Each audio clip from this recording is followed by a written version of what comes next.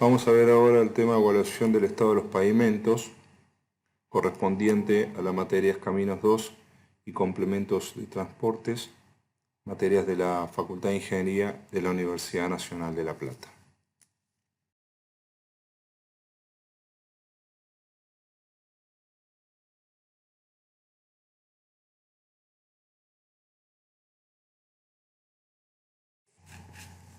El objetivo de los temas que vamos a ver a continuación es el de aprender a determinar parámetros de estado de un camino.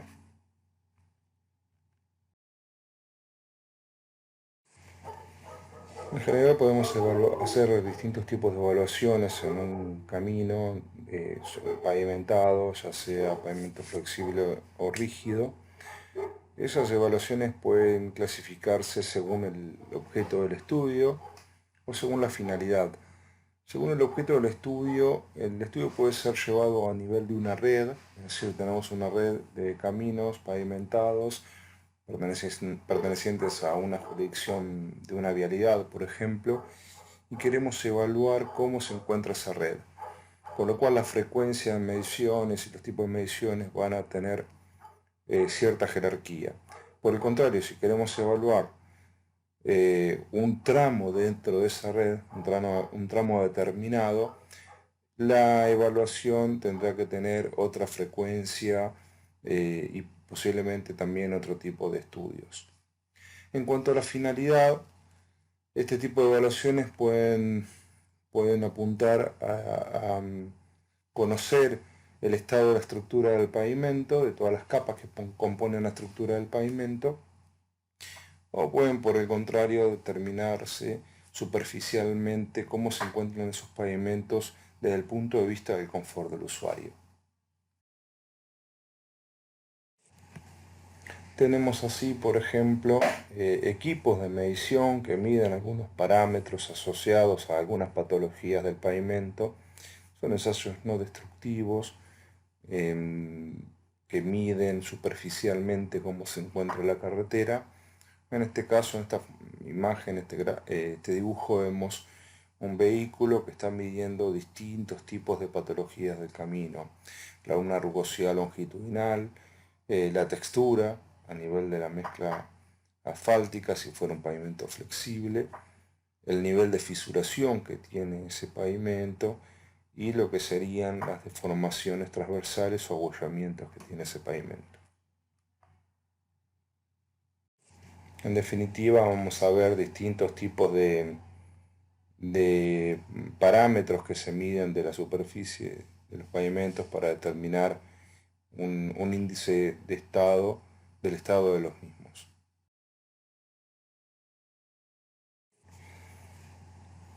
La Dirección Nacional de Vialidad en Argentina tiene una metodología de medición desde hace muchos años donde evalúa diferentes tipos de falla. Esas fallas agrupadas indican un índice de estado del pavimento, fallas como deformaciones longitudinales, deformaciones transversales, fisuraciones y agrietamientos y desprendimientos o baches. Aparte se hace otro tipo de mediciones de adherencia entre el neumático y la calzada, conocido como fricción. Luego vamos a ver que hay dos tipos de fricción, digamos, asociado al parámetro de fricción se pueden medir dos componentes de la misma. Y otra medición es la deformación del pavimento bajo la aplicación de una carga.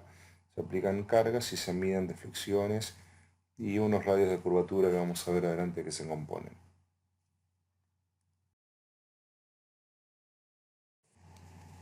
Otros parámetros que se miden en la superficie de un pavimento es la cantidad de área que se ha bacheado previamente.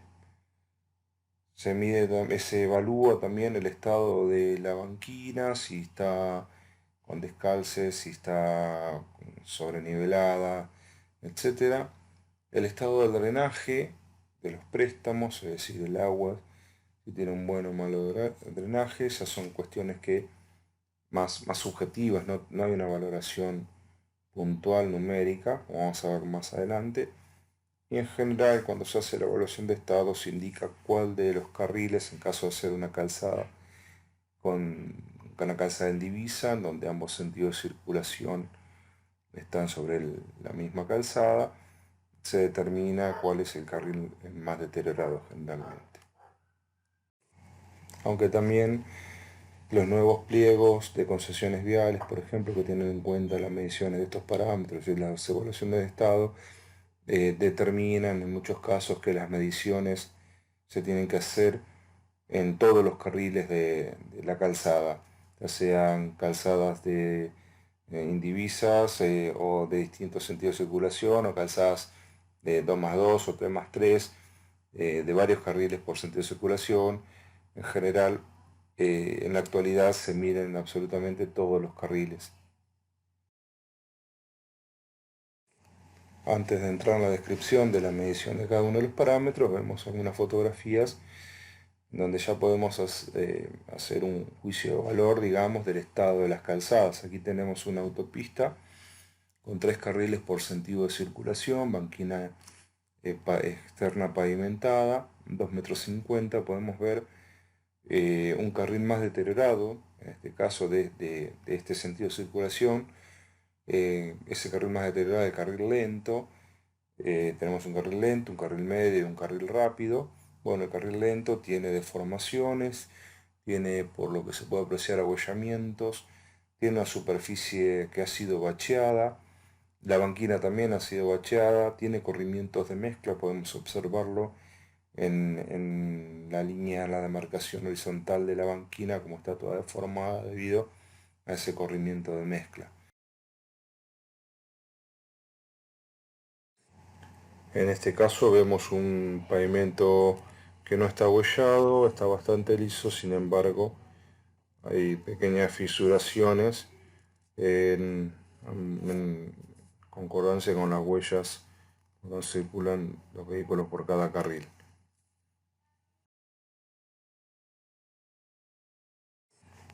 Aquí podemos ver una calzada con baches prácticamente, esa fisuración que ha ido progresivando hasta convertirse en baches, ya que hay desprendimientos de material y oquedades sobre la huella externa de lo que es una autopista, ¿no? Sobre el carril lento de una autopista. Vemos que esa fisuración se propaga también por la banquina, pero ahí indudablemente ya tenemos una superficie a bachear, o sea, baches. En este caso, las huellas tenemos exudación de asfalto con finos. A eso se le denomina una calzada exudada en general cuando por sobrecarga o por deficiencias en la mezcla asfáltica se produce la exudación del bleeding, es decir, la parte fina, los filleres con el asfalto. Esa exudación termina en la superficie del pavimento y bueno, vamos a ver más adelante que este fenómeno afecta a la circulación desde el punto de vista de la adherencia entre la calzada y el neumático. Esto sería una calzada exudada prácticamente en todo el tramo. Se puede ver en todo el tramo que la calzada está de la misma manera en las huellas. En general, cuando se evalúan indicadores de esa superficie de los pavimentos, como los vamos a pasar a evaluar ahora, a describir ahora, estos indicadores, cuando se establece un tipo de metodología para la evaluación de estado de los pavimentos, los indicadores deben ser medidos objetivamente con mediciones que tienen que ser representativas del todo el tramo. Vamos a ver que si hacemos una evaluación por kilómetro, cada 2 kilómetros, de por ejemplo la fisuración, el abollamiento, no lo hacemos de una manera continua, sino que obviamente van a ser puntos discretos, puntos que vamos a efectuarlos en una sección de control, así denominamos el lugar donde medimos. Ahora, esa medición tiene que ser representativa del tramo que estamos evaluando. Si estamos evaluando cada 1 kilómetro la ruta, en la sección de control que tomemos para esa evaluación tiene que ser representativa del kilómetro que estamos evaluando. La frecuencia de medición en tiempo de medición tiene que ser compatible con el tiempo de evolución de las fallas. En general las evaluaciones de este tipo se realizan una vez por año. Y bueno, todos los indicadores que obtengamos deben estar clasificados y cuantificados para una correcta interpretación del mismo, independientemente de quién efectúa la evaluación o quiénes efectúan a lo largo de la vida útil de un pavimento. Esos parámetros tienen que tener correlación unos de otros.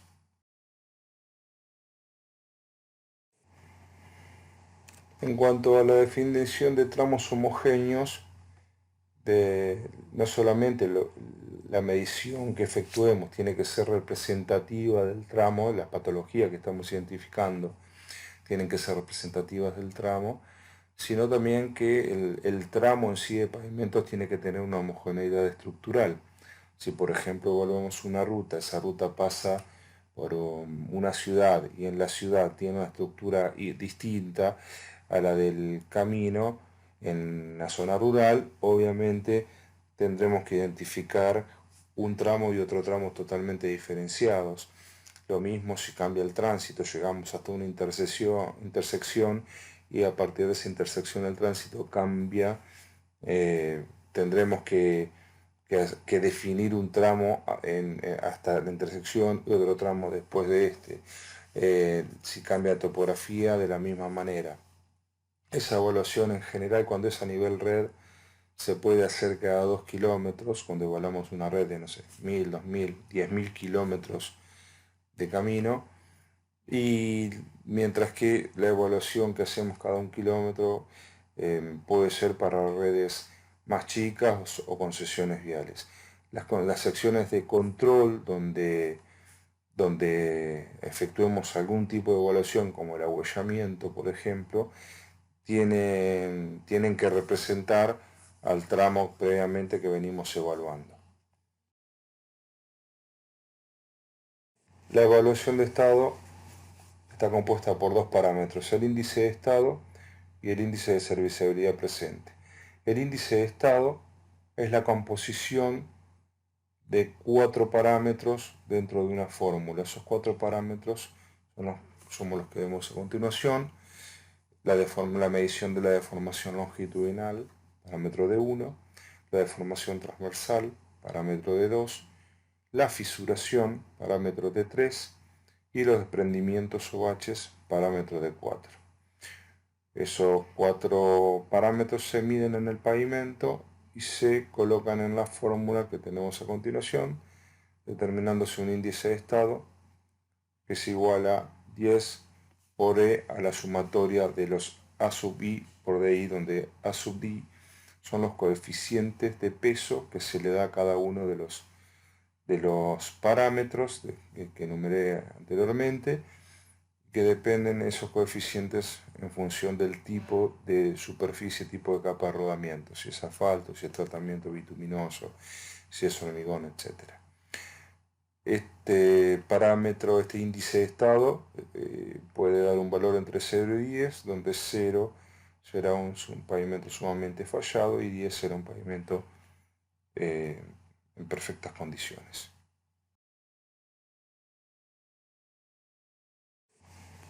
Este índice de estado evalúa los coeficientes de 2 y de 3, cada 1 o 2 kilómetros, en la filmina dice cada 2 kilómetros, puede ser cada 1 kilómetro, es decir, abollamiento y fisuración, se evalúan en una sección de control determinada.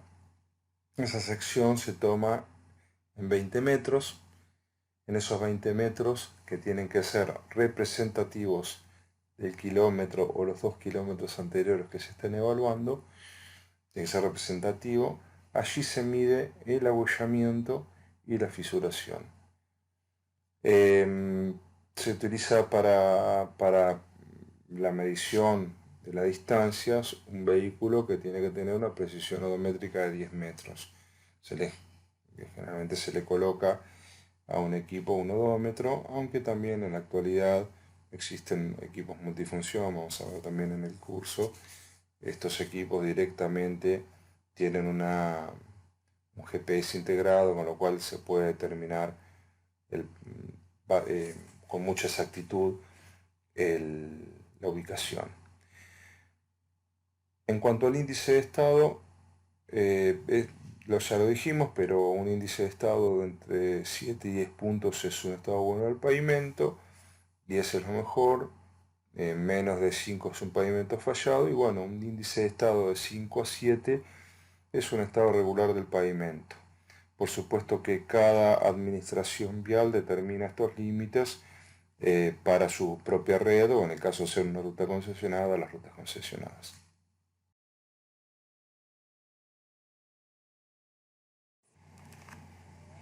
Esa fórmula de índice de estado dijimos que dependía del tipo de superficie o tipo de pavimento. Acá vemos dos ejemplos. La fórmula tiene distintos AI, ya sea que se utilice para capa de rodamiento de mezcla asfáltica o capa de rodamiento de un tratamiento bituminoso superficial.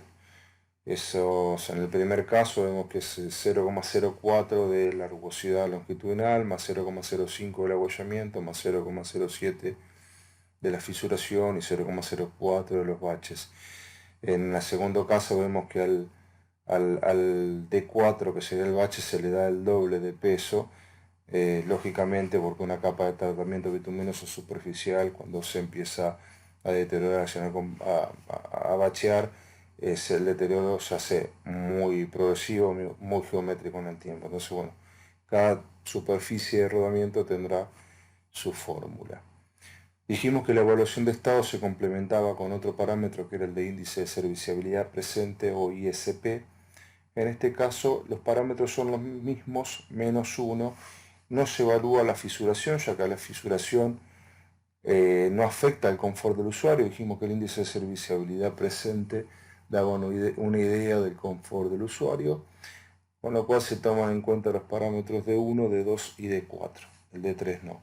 Y vemos esta fórmula en donde se incorporan esos parámetros y bueno, el índice de serviciabilidad presente es un valor que va de 0 a 5, donde 0 es un pavimento prácticamente intransitable y 5 puntos es un pavimento en excelentes condiciones.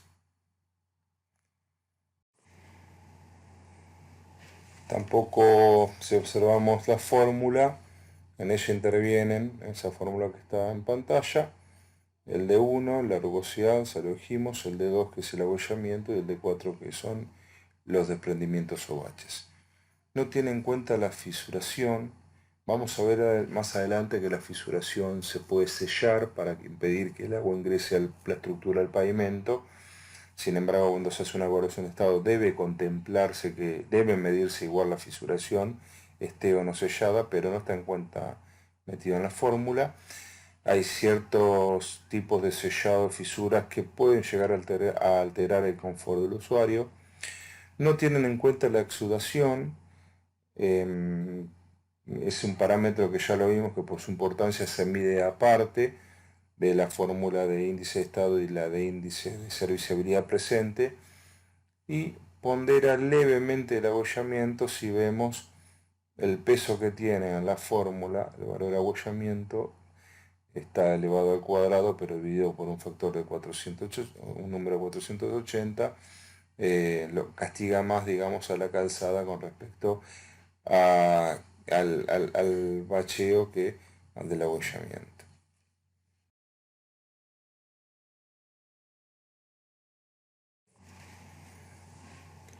Vemos en pantalla una planilla tipo de evaluación de estado. En esa planilla podemos ver un encabezado primeramente donde se establece la ubicación del camino, qué tipo de camino es, si está pavimentado, es pavimento asfáltico, si es rígido, el evaluador, cuántas hojas tiene el informe, el ancho de calzada y el ancho de banquinas, si las banquinas son o no asfálticas, También vemos si hay marcación horizontal, por ejemplo, y luego vemos un croquis de los elementos más importantes que tiene el tramo que estamos evaluando, algunos distribuidores en este caso porque se trata de una autopista, algunos cruces a distinto nivel, alcantarillas, etcétera. Vemos también las progresivas en cada una de las columnas, kilométricas, progresivas kilométricas. Vemos que la denominación distancia al origen nos está indicando a partir de un cero en el camino, el kilómetro 1, 2, 3 hasta el kilómetro 10. Luego seguirá en otra planilla el kilómetro 11, 12 y así sucesivamente. Y ya entrando en la medición de los parámetros, vemos en cada renglón un parámetro asociado al índice de estado o al índice de serviciabilidad presente. Vemos el parámetro rugosidad de 1, deformación de 2. La deformación transversal puede ser abollamiento o hundimiento, con lo cual puede ir una de las dos mediciones. Puede que haya abollamiento, puede que haya hundimiento en el kilómetro evaluado. Vemos el parámetro fisuración de 3, el parámetro de 4, que pueden ser peladuras o desprendimientos o baches.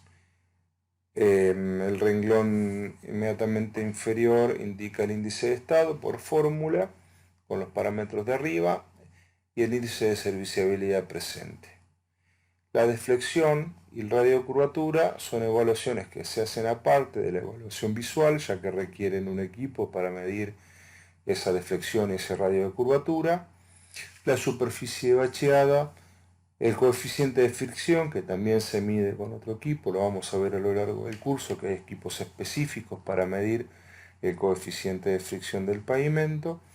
El estado de las banquinas, el estado del drenaje y la exudación, esa exudación que indica el renglón, podrá ser por tramo, podrá ser generalizada, debería detallarse. Y bueno, algunas observaciones para anotar también en el renglón inferior. Vemos que en el croquis de ubicación está marcada el carril que está siendo evaluado, en este caso es una autopista 3+3, con lo cual se está evaluando el carril lento del sentido ascendente. Vamos a pasar entonces a continuación a describir cada uno de estos parámetros que se evalúan, cómo se evalúan y cómo se va completando esta planilla en lo sucesivo. Vamos a empezar entonces con el parámetro rugosidad, cómo se mide en un pavimento.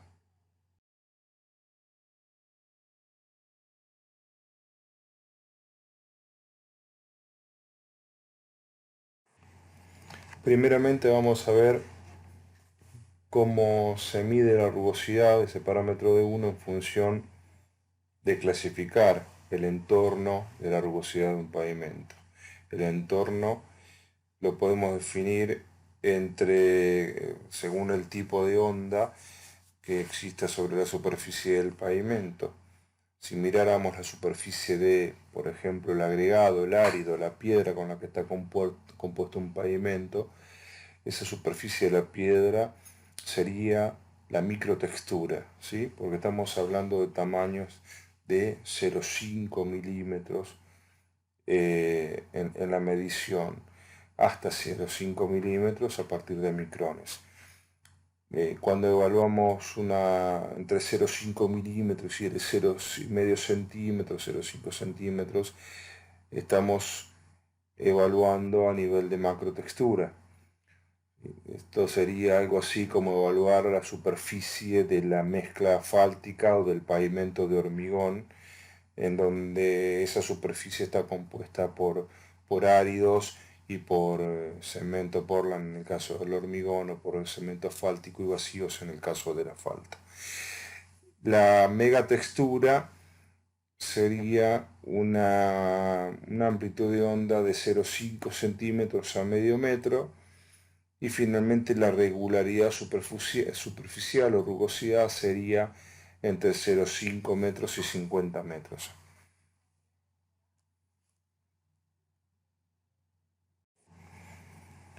longitudes de onda mayores de los 50 metros ya podemos estar hablando de ondulaciones en el trazado del pavimento, ¿sí? A nivel trazado planialtimétrico, pero no de rugosidad del mismo.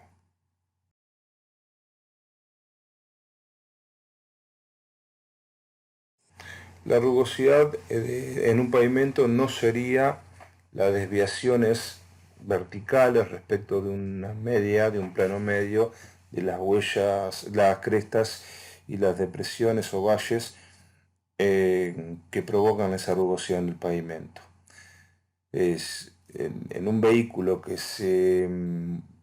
va por el efecto dinámico del vehículo que va transitando por ese camino que tiene una rugosidad, el vehículo irá saltando, ¿sí? Y la integración de esos saltos que producen por el efecto dinámico de la velocidad del vehículo van a componer esa integración a lo largo de un kilómetro, van a componer la rugosidad del kilómetro. Es decir, que no es en realidad una sumatoria de desviaciones verticales respecto a un plano medio de los valles y las crestas, sino que es el efecto que debido a los valles y las crestas sobre un vehículo en velocidad se va obteniendo a lo largo de un kilómetro. Para esto se hicieron experiencias a nivel mundial, a través del Banco Mundial, quien financió este tipo de estudios, y se determinó un índice de rugosidad internacional, o IRI, por sus siglas. Este IRI tiene una unidad que es la de metros por kilómetro, y esos metros se calculan con diferentes equipos. Esa sumatoria de los saltos verticales de un equipo, existen diferentes unidades de medida, pero hay una correlación entre todas ellas. En general, para determinar el IRI existen dos tipos de métodos, agrupados de diferente manera. Métodos que miden el perfil longitudinal del camino y métodos que miden la respuesta dinámica de un vehículo.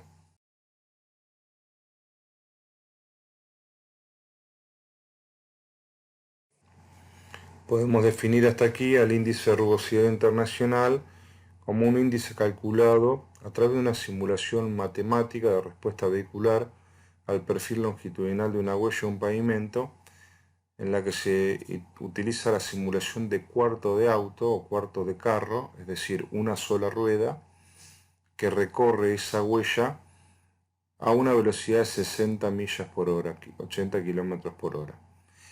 La respuesta a los saltos que le provocarían la rugosidad de la huella a ese cuarto de carro, todos esos saltos integrados, sumados a 80 kilómetros por hora, entonces definen el índice de rugosidad internacional.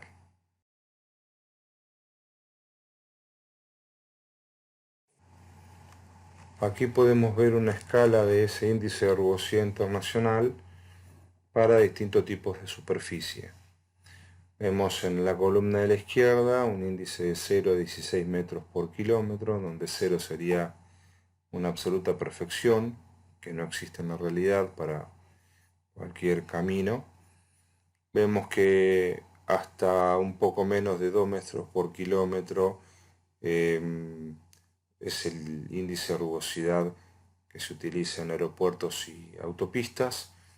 Entre 2 y 4 metros por kilómetro pavimentos nuevos, en realidad 2 y 3,6 sería 3,5 para pavimentos nuevos, y ya cuando vamos aumentando hasta 6 serían pavimentos viejos con una alta rugosidad.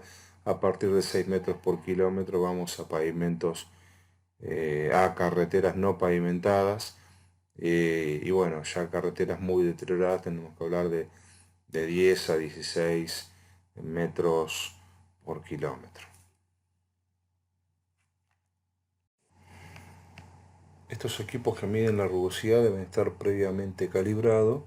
Para ello se utilizan distintos métodos que permiten esa calibración. En general se utilizan pistas en pavimentos. Esas pistas tienen una rugosidad que es conocida y por ella se pasan los equipos y luego se correlaciona la unidad de medida del equipo con la rugosidad previamente calculada de la pista. En general, luego vamos a ver, se utilizan distintas pistas con distintos grados de rugosidad, altas, medias y bajas, para que los equipos con los que se utilice para medir rugosidad justamente estén calibrados en toda la gama de mediciones que se vayan a efectuar. Vemos en pantalla una planilla con nivelación óptica. Esas pistas, que deben tener una longitud de 300 metros, se calibran de manera óptica, es decir, con un nivel óptico, de la siguiente manera.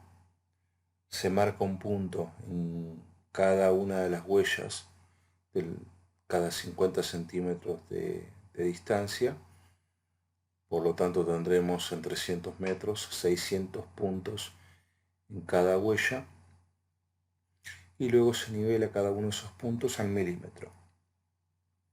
Existe otro tipo de calibración que implica el doble de puntos, un punto cada 25 centímetros y una precisión mayor en la nivelación, de manera tal que se incorporan todas esas cotas medidas en una planilla y luego con un programa diseñado por el Banco Mundial se simula la pasada en ese camino con esa topografía, digamos, nivelada cada 50 centímetros por huella. Se hace pasar hipotéticamente un modelo de cuarto de carro a la velocidad de 80 kilómetros por hora y se mide una rugosidad debido a la respuesta de saltos que tendría el equipo de ser pasado por esa nivelación, por esa topografía. Aquí vemos una fotografía de una pista de calibración, se puede observar el inicio de la pista y en cada huella los puntos marcados cada 50 centímetros. Ese sellado de pinturas, de sellado de fisuras se produjo después de la pista. En general no deberían intervenirse este tipo de pistas a futuro con este tipo de obra, con cualquier tipo de obra, porque si no pierde las características de pista y año a año no vamos a poder tener una calibración exacta del equipo, sino que va a haber variaciones debido a este tipo de intervenciones. Entonces no es lo recomendable.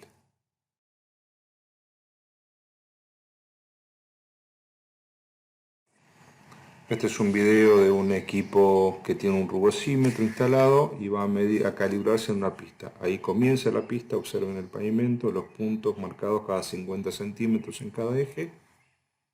Recorre los 300 metros a una velocidad constante y se acerca al final de la pista donde termina la medición. Ahí. Aquí podemos ver la calibración de dos equipos. Un equipo de medio carro que está pasando sobre la pista y un Bump Integrator colocado sobre una van, de Vialidad Provincia de Buenos Aires, que va calibrándose también.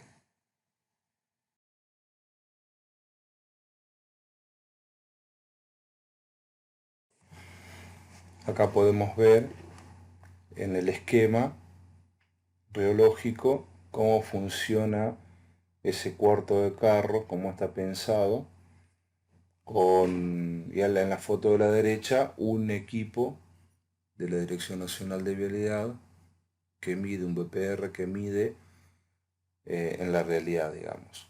El equipo está formado por si vemos el modelo reológico, por una rueda que simularía ser el primer elástico que está en contacto con el suelo, luego una masa no suspendida que sería el eje de la rueda, luego una masa suspendida que sería el chasis del equipo y entre medio de los dos un amortiguador y un elástico que simularían ser el amortiguador propiamente dicho del equipo y el elástico del equipo. Sabiendo el valor de las masas, tanto la suspendida como la no suspendida, el valor K de los elásticos, es decir, la rueda que simula ser un elástico y el elástico del equipo, y el amortiguador, sabiendo el coeficiente del mismo, se puede, con ese modelo rheológico, calcular a partir de conocer el perfil X y Z, digamos, las cotas del perfil topográfico, se puede calcular mediante un algoritmo el IRI.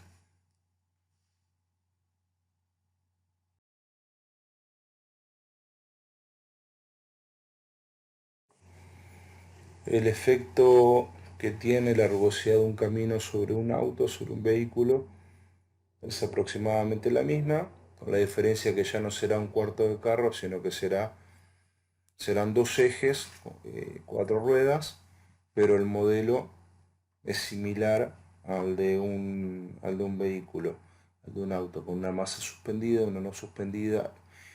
El efecto de elástico que tiene la rueda en sí, la cubierta y el sistema de suspensión que tiene el vehículo.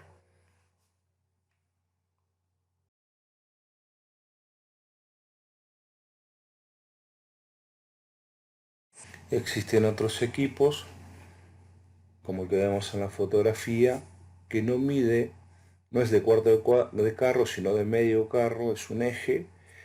El principio es exactamente el mismo, con la diferencia que en este caso se miden a la vez la rugosidad en las dos huellas, de manera tal que el valor que se obtiene es un valor promedio entre ambas huellas con la medición del equipo.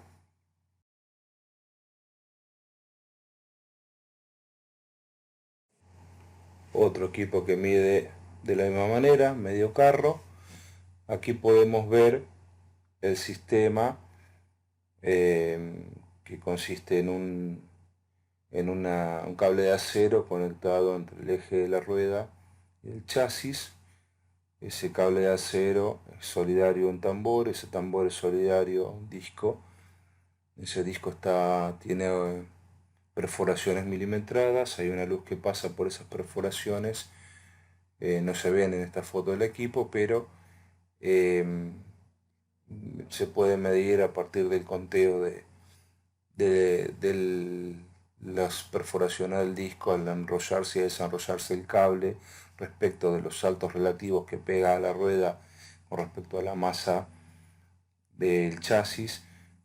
Se pueden ir midiendo los saltos que va provocándose en el equipo a medida que va recorriendo la ruta, de manera tal que todo eso colectado por un ordenador permite ir determinando cada 100 metros la rugosidad del camino, que lógicamente luego se integran en un kilómetro y se obtiene la rugosidad por kilómetro como valor buscado o medido.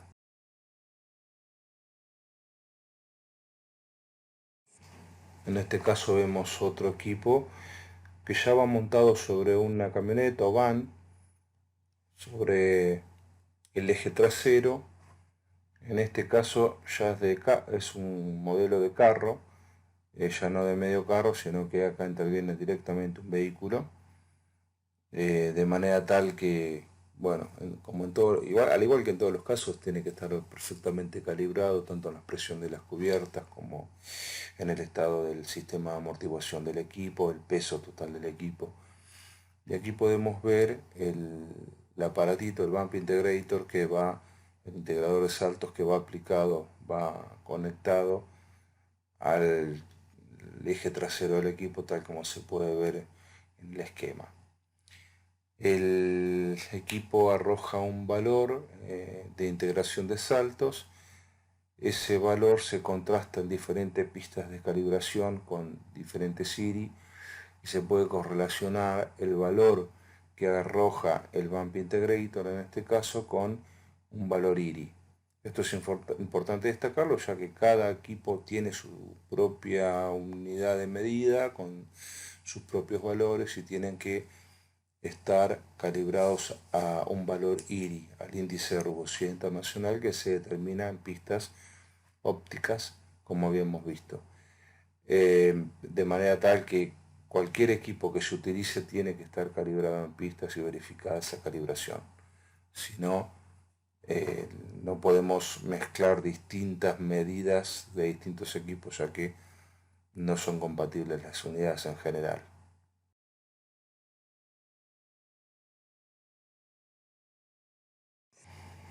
Existe un equipo, un medidor de rugosidad de bajo costo, desarrollado por el laboratorio TRL de Inglaterra. Ese equipo, la Dirección de Vialidad de la Provincia de Buenos Aires lo tiene. Es un equipo de muy bajo rendimiento, es una especie de rueda de bicicleta con un armazón, de manera tal que tiene en el extremo delantero una rueda, en el extremo trasero una zapata y en el centro del equipo una zapata móvil con un brazo de palanca, un extremo en la punta superior, una aguja en la punta superior, perdón, en el extremo superior de ese brazo basculante, tal que al posicionarse el equipo con sus tres puntos de apoyo, existe el punto de apoyo central en función de la rugosidad que exista entre la rueda delantera, el apoyo trasero y ese apoyo intermedio, va a ir cambiando, amplificando con ese brazo de palanca las pequeñas rugosidades que haya entre ellos. Esa aguja superior se utiliza colocando un papel con una gráfica como se ve en el dibujo. En esa gráfica se van marcando los puntos donde se detiene la aguja por cada vuelta de rueda, o cada cuarto de vuelta de rueda, o cada media vuelta de rueda, de acuerdo a la precisión que queramos darle. Luego, por una cuestión estadística o probabilística, se eliminan los extremos y se utiliza la fórmula que vemos en pantalla. De manera tal que de esa manera obtenemos el IRI del camino de una manera absolutamente directa y muy fácil de realizar. Es un equipo que sirve, por ejemplo, para calibrar pistas, eh, para medir pistas de calibración, luego de que han sido calibradas ópticamente y de vez en cuando verificar que, que el IRI no haya variado mucho por el tránsito de año a año, por ejemplo. Es un buen equipo para generar una pista de manera rápida, ya que no hay que nivelar 1200 puntos como habíamos visto en el caso de la nivelación de pistas. Y es un equipo que, bueno, lógicamente muy lento, pero serviría para medir la rugosidad ya directamente con un valor IRI en cada uno en cualquier camino o tramo de camino. Aquí estamos viendo un reporte de salida de un equipo que ha medido rugosidad de manera continua. Estos equipos, volviendo a los rugosímetros de respuesta de salto, ya sean cuarto de carro, medio carro, carro completo, dan estos valores. Cada 100 metros vamos teniendo un valor IRI.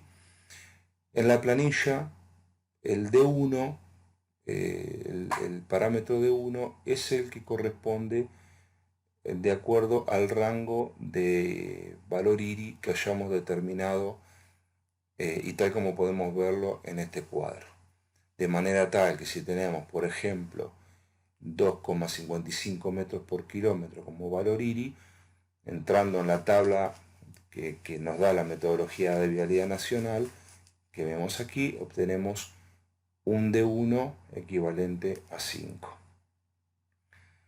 De manera tal que, volviendo a la planilla de evaluación de estado, el valor medido de rugosidad de 2,55 le corresponde, para este caso, un D1 igual a 5.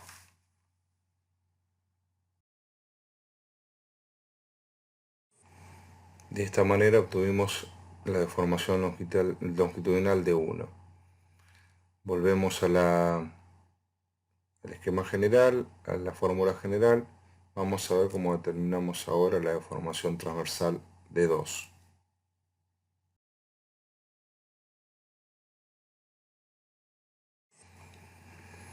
Simplemente en este caso utilizamos una regla de 1,20 m, que tiene que ser indeformable desde el punto de vista de la vertical, y medimos con una cuña en cualquier posición donde podamos detectar el agüellamiento, directamente cualquier agüellamiento que haya debajo de la regla. Es muy importante que la regla mida 1,20 m, ya que el cuenco que se produce por las deformaciones transversales, la profundidad o altura de ese agüellamiento depende de la longitud de los apoyos o de la regla, con lo cual si medimos con una regla con una longitud mayor, el valor hallado de agüellamiento va a ser distinto.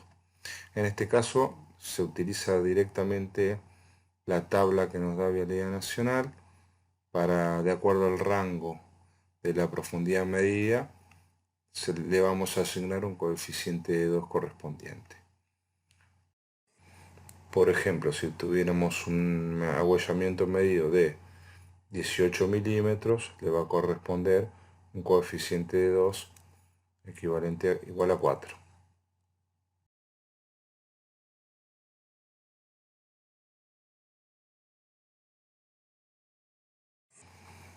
Acá tenemos un caso de un agüellamiento muy pronunciado en un sector.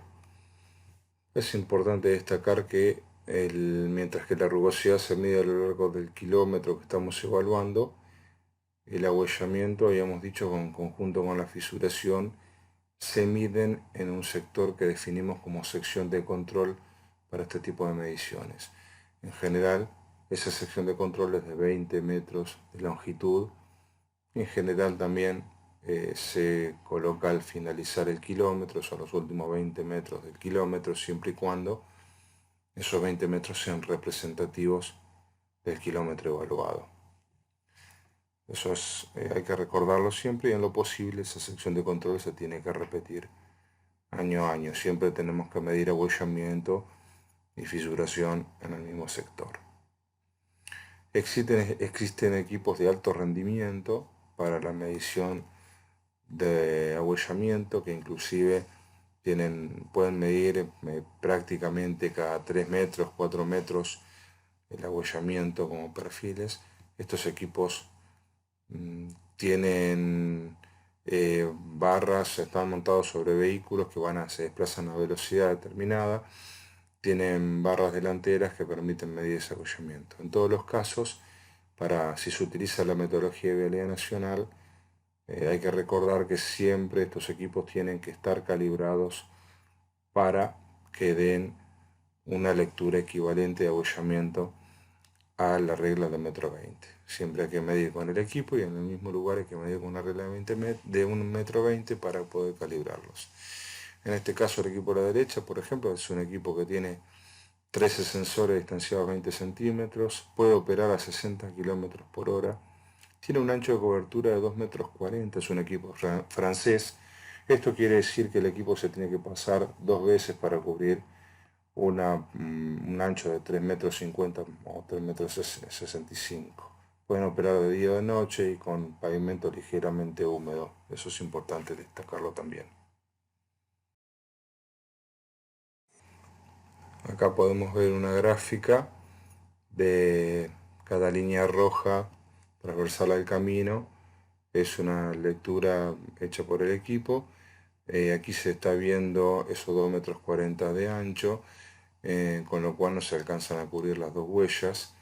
Se puede ver claramente un cuenco de una de las huellas, y la versatilidad del equipo, que permite a su vez filtrar de todas los agüellamientos, todas las deformaciones transversales medidas, cuales se encuentran por encima de algún rango, para por ahí poder ver la forma de intervenir los sectores con mayor agüellamiento. El equipo es muy versátil para eso, pero insisto en que tienen que pasarse 2 veces, con lo cual si bien hay equipos que cubran los 3,50 metros, 3,65 metros, en este caso este tipo de equipos de 2,40 metros de ancho tienen que pasarse 2 veces en su recorrido. Aquí vemos otro ejemplo en donde se ve claramente una huella deformada, una entrehuella, y otro sector que no se alcanza a medir hacia el eje, una media huella, digamos. También el equipo permite calcular de alguna manera el volumen de mezcla que sería necesario, que se podría utilizar para hacer los rellenos de huella. El relleno de huella con microaglomerado en frío tuvo su auge en la década del 2000, del año 2000, 2000 a 2005, pero bueno, luego vamos a ver más adelante que no es la solución en el caso de deformaciones en el camino debido a corrimientos de mezcla. No es una solución adecuada, con lo cual son medidas mitigadoras pero de muy corto plazo, ya que se vuelven a deformar esos pavimentos si se utiliza esa mezcla en frío que no tiene capacidad estructural. En resumen, podemos decir que es un equipo que arroja muy buenos valores, mucha data, pero esa data siempre tiene que estar contrastada con la regla de metro 20, porque en definitiva estamos utilizando el equipo para calcular un índice de estado y un índice de serviciabilidad presente.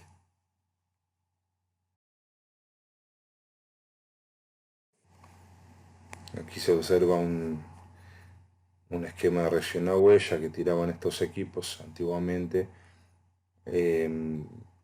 No tiene hoy una aplicación. Realizar esto no se utiliza hoy en día, ya que el relleno de huella prácticamente está prohibido como método de operación de conservación mejorativa en las redes viales.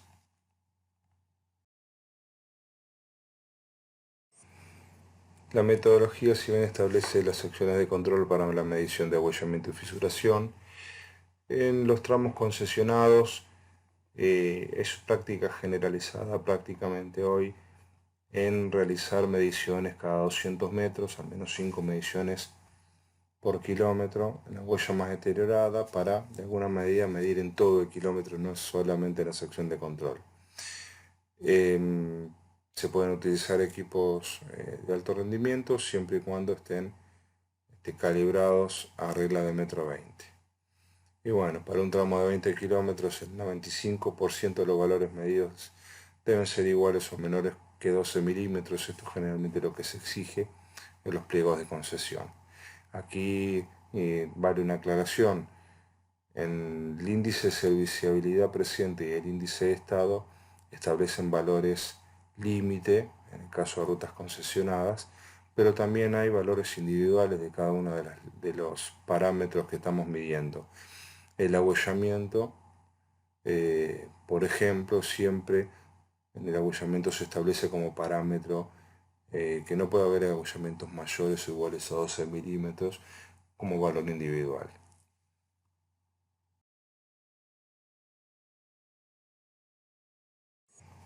Volviendo entonces a la planilla, habiendo medido el abollamiento, le corresponde para el valor de abollamiento medido un valor de 2.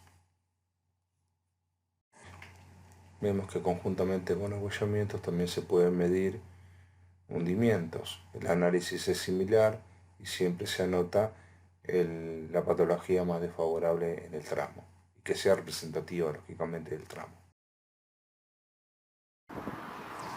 Este es un operativo sobre una autopista. Fíjense el tránsito, se están midiendo abollamientos sobre el carril lento. Bueno, los equipos de alto rendimiento sirven para esto. Fíjense lo peligroso que puede ser a veces trabajar, ¿no?, en estas condiciones.